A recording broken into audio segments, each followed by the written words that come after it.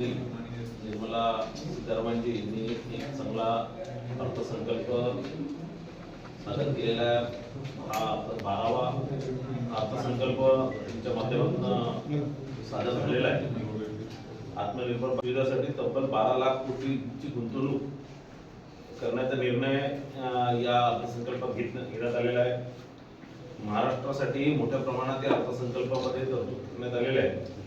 महाराष्ट्राच्या सर्वांगीण प्रगतीसाठी या केंद्रीय अर्थसंकल्पात राज्यात मोठ्या प्रमाणावर निधीची तरतूद करण्यात आलेली असून त्यात ग्रामीण भागापासून महानगराच्या विकासाची गती अधिक वेगवान होणार आहे।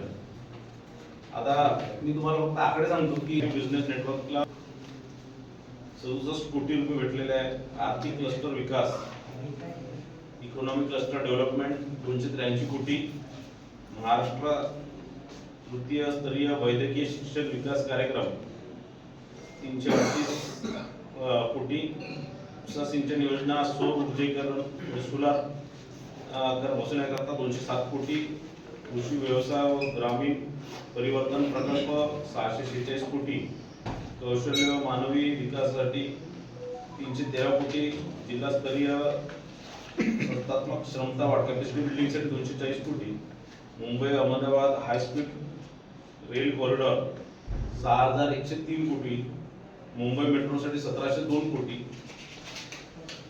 पुणे मेट्रोसाठी 517 कोटी, मुंबईचा MUTP साठी फ्री जो प्रोजेक्ट आहे त्यासाठी 462 कोटी, MMR रिजन साठी जे हा जो मुंबई आणि आजूबाजूचा जो एरिया आहे त्या ग्रीन मोबिलिटीसाठी 155 कोटी, महामार्गावरील बुद्धिमान वाहतूक प्रणाली इंटेलिजंट ट्रान्सपोर्ट सिस्टीम 680 कोटी असं आपल्या राज्याला मिळालेलं आहे।